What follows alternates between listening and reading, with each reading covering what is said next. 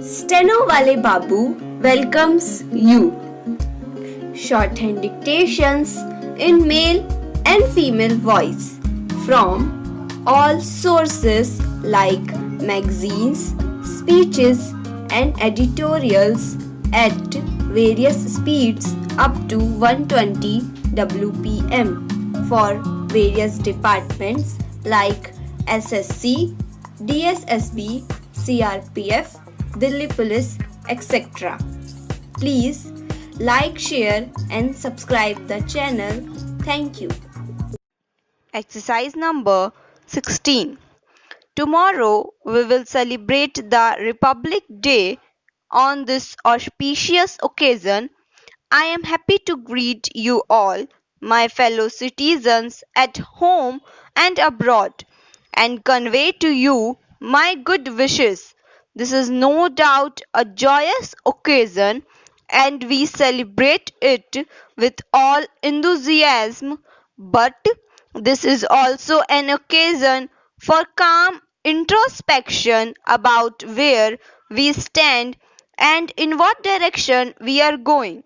A few years back, our country was suffering from a deficit in food grains, and some people abroad had written us off as a country which could not be saved. In their view, our agriculture had no future and we would be exposed to recurring famines.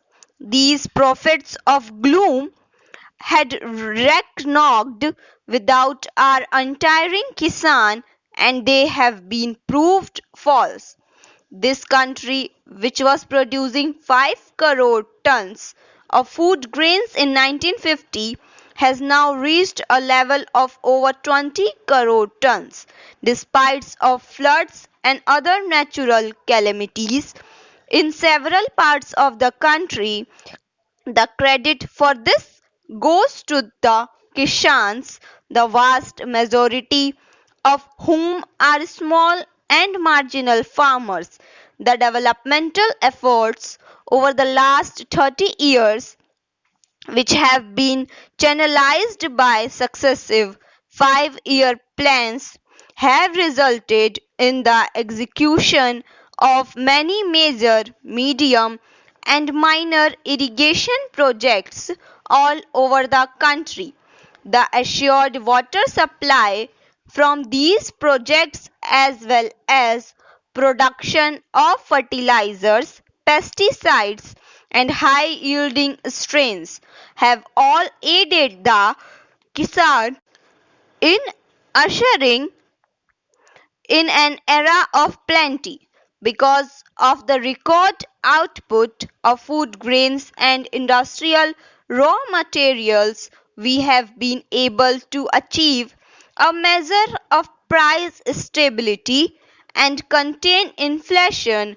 Food sufficiency is among the major factors that have helped the country to sustain and strengthen its political and economic independence. We cannot, however, afford to be complacent in the coming years. We will have to place agriculture on a sounder and more viable base.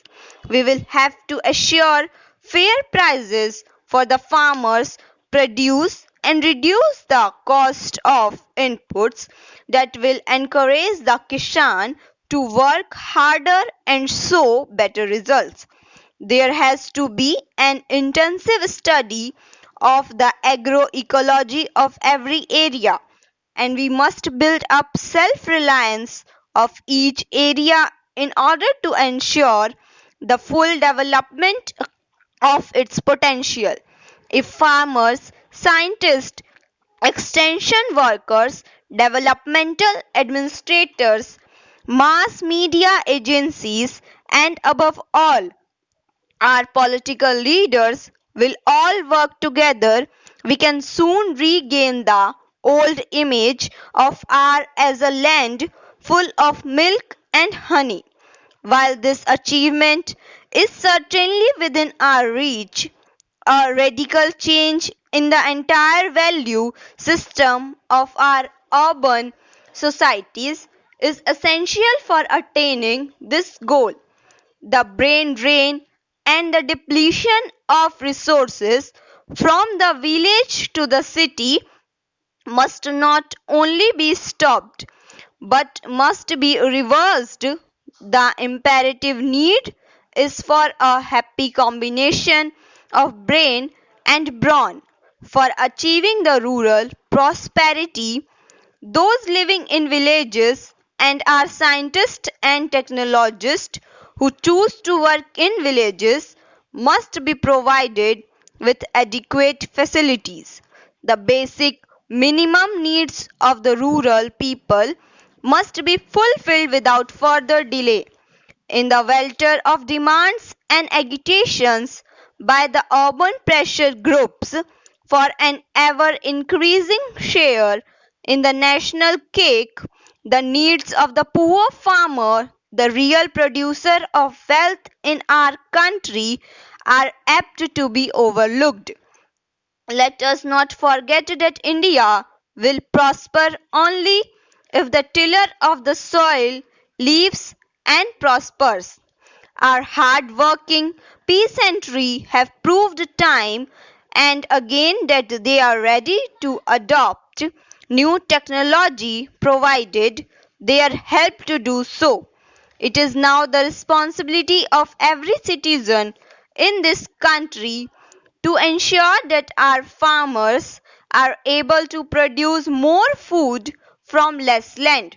This presupposes considerable attention in safeguarding our basic agricultural assets like soil, water, flora, and fauna so that productivity can be improved without harming the long term production potential of soil and water. I have had occasion to fly over the Himalayas in recent months and I was shocked to see the extent of deforestation that has taken place. What was once all greenery has been reduced to barren rocks. Such denudation and the resultant soil erosion pose a grave danger to our future. Floods and droughts are caused by thoughtless destruction of forests. We should ensure that in our zeal to bring more land under the plough, we do not disturb the delicate balance of nature. We need to create new forest belts to be maintained in perpetuity. I am happy that the state governments are now imposing restriction on the felling of trees and preventing further denudation of forest areas. But this is largely a matter for community involvement and initiative, and I hope our people, particularly in the rural areas, will take up this work in right earnest. If today many people still go without enough food, it is not because of lack of food, but rather because of lack of purchasing power. Hence, our agricultural plans will have to aim at generating more and more employment in the rural areas in addition to providing food for our growing population. Thank you.